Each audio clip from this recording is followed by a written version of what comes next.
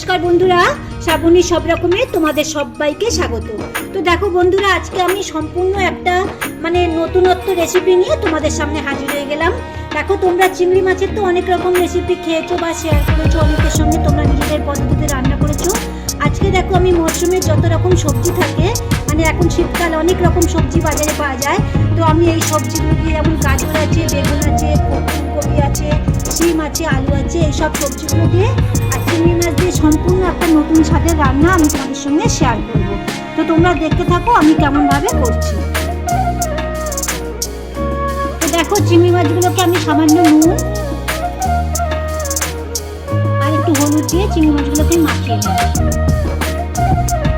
চিংড়ি মাছগুলোকে ভালো করে আমি মাখিয়ে নেব। তো দেখো, আমি কড়াই বসিয়ে দিয়েছি আর সর্ষের তেল দিয়েছি। তো আমি এই রান্নাটা সর্ষের তেল দিয়েই করবো। তেল গরম হয়ে গেছে, এবার আমি মাছগুলো একে একে এর মধ্যে ছেড়ে দেবো। মাছগুলো একটু হালকা করে আমি ভেজে নেব।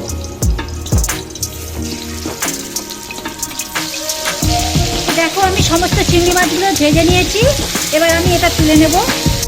তো দেখো বন্ধুরা, চিংড়ি মাছগুলো আমি সব ভেজে তুলে নিয়েছি। এবার ওই তেলের মধ্যেই দেখো, তেলটা আমি আর তেল দিইনি, ওই তেলের মধ্যেই আমি কপি আগে থেকে সব সবজিগুলো কেটে ভালো করে ধুয়ে রেখে দিয়েছি। এবার আমি কপিগুলো দিয়ে আস্তে আস্তে ভেজে নেব। তো দেখো, কপিগুলো আমি ভেজে নিয়েছি। বেশি লাল লাল করে ভাজবো না, কেন কি বেশি লাল লাল বা পোড়া পোড়া করে ভাজলে কপির টেস্টটাই চলে যাবে। তো এবার আমি কপিগুলো তুলে নেব। তো দেখো, ওই তেলের মধ্যে আমি আলুগুলো এবার দিয়ে দিচ্ছি। আলুগুলো আমি এরকম লম্বা লম্বা করে কেটে রেখে দিয়েছি। এবার আলুগুলো আমি একটুখানি ভেজে নেব। তো দেখো, আলুগুলোকে আমি লাল লাল করে ভেজে নিয়েছি। এবার এগুলোকে আমি তুলে নেবো আস্তে আস্তে। তো দেখো, আলুটা আমি ভেজে তুলে রেখে দিয়েছি। আর আমি দেখো, এই গাজর, এই বেগুন, শিম, এগুলো কিন্তু আমি আর ভাজছি না। এগুলো ভাজার দরকার নেই, কেন কি গাজর ভাজলে গাজরের যে উপকারিতা বলো সেটা নষ্ট হয়ে যাবে। তো গাজর এরকম কাঁচা কাঁচাই খাওয়া যায়। এবার দেখো, আমি ওই কড়ার মধ্যে যে তেল আছে ওই তেলের মধ্যেই আমি রান্নাটা করব। দেখো, এবার আমি দিচ্ছি এতে 2টো তেজপাতা ফোড়ন আর দিচ্ছি সামান্য পরিমাণে একটু পাঁচফোড়ন। আমি এই রান্নাটায় পাঁচফোড়ন ব্যবহার করছি। তোমরা চাইলে এখানে কালো জিরেও ব্যবহার করতে পারো, কিন্তু পাঁচফোড়নের টেস্ট আলাদা, ওই জন্য আমি পাঁচফোড়নটাই ব্যবহার করছি। পাঁচফোড়ন আর তেজপাতাটা একটু ভাজা ভাজা করে নিচ্ছি মশলাটা। এবার দেখো, আমি একটা ছোটো সাইজের টমেটো ছোটো ছোটো করে কেটে রেখে দিয়েছি, এটা এই তেলের মধ্যে দিয়ে দিচ্ছি। দেখো, এবার দিলাম আমি এতে 1/2 চামচ পরিমাণে নুন। নুনটা দেওয়ার পরে টমেটোটা তাড়াতাড়ি গলে যাবে। তো দেখো, টমেটোটা যখন গলতে থাকুক, আর আমি এখানে একটা মশলা বানিয়ে নেবো। দেখো, এখানে দিচ্ছি আমি 1/2 চামচ পরিমাণে জিরের গুঁড়ো, আর দিচ্ছি এখানে 1/2 চামচ পরিমাণে ধনের গুঁড়ো, দিচ্ছি এখানে আমি 1 চামচ পরিমাণে কাশ্মীরি লঙ্কার গুঁড়ো, 1/2 চামচ পরিমাণে হলুদের গুঁড়ো। এটাকে জল দিয়ে একটা পেস্ট বানিয়ে নেব। আর এই রান্নাটা আমি কোনো রকম পেঁয়াজ বা রসুনের ব্যবহার করব না, কেন কি আমি চিংড়ি মাছে খুব একটা রসুন দিলে ভালো লাগে না। চিংড়ি মাছের স্বাদ যে টেস্টটা থাকে, সেন্টটা থাকে, সেটা চলে যায়। তো আমি পেঁয়াজ রসুন ছাড়াই এটা রান্না করছি, সামান্য একটু আদা বাটা দিয়ে আমি রান্না করব। তো দেখো, টমেটোটা একদম গলে গেছে। এবার যে মশলাটা আমি ধুয়ে রেখেছিলাম, এই মশলাটা একটু দিয়ে নেবো, দিয়ে একটুখানি ভালো করে ভেজে নেবো, যাতে মশলার কাঁচা গন্ধটা চলে যায়। সেটাই আমি ভালো করে একটুখানি এর সঙ্গে ভেজে নেবো। দেখো, মশলাটা ভালো করে কষিয়ে নিয়েছি আমি। পাশ থেকে তেল ছাড়তে শুরু করেছে, দেখতেই পাচ্ছ। এবার দেবো আমি এতে 1/2 চামচ পরিমাণে আদা বাটা। আদা বাটাটা দিয়েও আমি একটুখানি এই মশলাটার সঙ্গে কষিয়ে নেবো, যাতে আদার কাঁচা গন্ধটা না থাকে।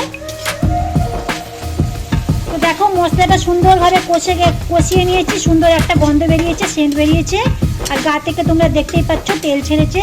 এইবার দেখো, আমি গাজরটা এর মধ্যে দিয়ে দেবো, কেন কি গাজরটা আমি আগে ভেজে রাখিনি। তো মশলার সঙ্গেই আমি এগুলো আস্তে আস্তে কষিয়ে নেব। তো গাজরটা একটুখানি কষিয়ে নিয়েছি, বা শিমটা আর বেগুনটাও আমি একটুখানি মশলার সঙ্গে কষিয়ে নেব, নাহলে একদম না কষালে একটু কাঁচা কাঁচা গন্ধ থাকে। তো আমি শিমটা আর বেগুনটাও এর মধ্যে দিয়ে দিলাম, দিয়ে মশলার সঙ্গে একটুখানি 2 থেকে 3 মিনিট আমি একটুখানি কষিয়ে নেব।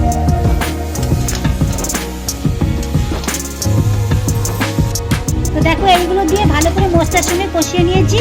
এবার আমি আলুটা আর কপিটাও এর মধ্যে দিয়ে দেবো।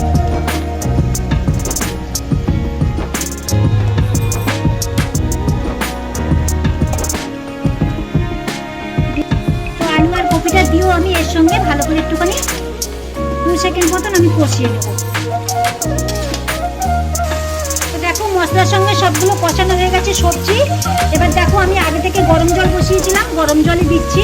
তোমরা যে কোনো তরকারিতে ঝোল বা যে কোনো তরকারিতে গরম জল ব্যবহার করবে। গরম জল দিলে কি হয়, খাবারের টেস্টটা খুব ভালো হয়। আর দেখো আমি এই তরকারিটায় এই সব সবজি ব্যবহার করেছি, যেমন কপি, গাজর, শিম। তোমাদের আমি আমার পছন্দ মতন সবজি ব্যবহার করেছি। তোমরা তোমাদের নিজেদের পছন্দ মতন সবজি ব্যবহার করতে পারো। আবার এর থেকে যেসব সবজি তোমাদের ভালো লাগে না, পছন্দ হয় না, সেগুলো তোমরা স্কিপ করতে পারো। তো এইটা আমি একটুখানি 5 থেকে 7 মিনিট একটু ভালো করে ঝোলটা ফুটতে দেবো। ফুটে তোমাদেরকে আমি দেখাচ্ছি। তো দেখো তরকারি ফুটে উঠেছে। আর সবজি দেখো আমি 5 মিনিট চাপা দিয়ে রেখেছিলাম, ঢাকা চাপা দিয়ে। তো দেখো সবজিগুলো প্রায় গলে গেছে। দেখো গাজর, বেগুন প্রায় সব গলে গেছে। এবার আমি দিচ্ছি 4টে কাঁচা লঙ্কা, আগে থেকে একটু চিড়ে রেখেছি, 4টে কাঁচা লঙ্কা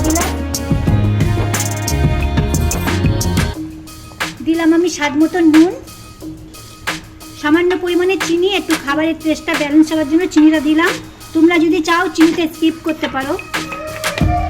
তো দেখো তরকারি সবজিগুলো সব ফুটে গেছে। এবার আমি আগে থেকে দেখো এই গোটা 8 মতন পালং শাক, আমি একদম কচি কচি পালং শাক আমি কেটে ভালো করে পরিষ্কার করে ধুয়ে রেখে দিয়েছি। আমি এই সবজির মধ্যে দিয়ে দিলাম। এটা দেওয়ার কারণে না ঝোলটা আরও 100 গুণ টেস্ট বেড়ে যাবে। তো এটা আমি দিয়ে আর 5 থেকে 7 মিনিট আমি আবার এটা ঝোলের সঙ্গে ফুটতে দেবো।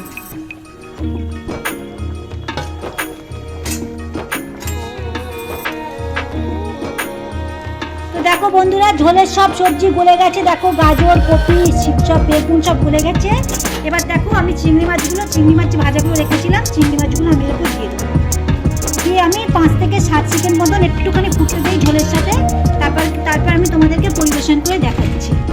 তো দেখো বন্ধুরা আমার চিংড়ি মাছের সব রকম মরশুমের সব রকম সবজি দিয়ে চিংড়ি মাছের ঝোল আমার পুরো রেডি হয়ে গেছে। নতুন একটা রেসিপি। তোমরা অবশ্যই তাহলে ভিডিওটা প্রথম থেকে শেষ অবধি দেখো, স্কিপ না করে। আর দেখতে দেখতে যদি তোমাদের ভালো লাগে একটা লাইক করে দিও, আর শেয়ার করো নিজেদের বন্ধু বান্ধব, ফ্যামিলি, পরিবারের যত সদস্য আছে সবার মধ্যে শেয়ার করে দিও। আর যারা আমার নতুন বন্ধু, চ্যানেলটাকে এখনও সাবস্ক্রাইব করোনি, তারা সাবস্ক্রাইব করে আমার পাশে থেকো, সাথে থেকো। আর আজকে তাহলে এই পর্যন্ত। সবাই ভালো থেকো, সাবধানে থেকো, সুস্থ থেকো, সাবধানে থেকো। আর যারা ভিডিওটা আমার ফেসবুক পেজ থেকে দেখছো, পেজটাকে লাইক করে দিও আর ফলো দিও। আর আমি ইনস্টাগ্রামেও আছি, ইনস্টাগ্রামের আর ফেসবুকের লিঙ্ক ডেসক্রিপশন বক্সে আছে, তোমরা দেখে নিও। আর সবাইকে ধন্যবাদ, যারা ভিডিওটা ভালোবেসে দেখছো তাদের সবাইকে ধন্যবাদ।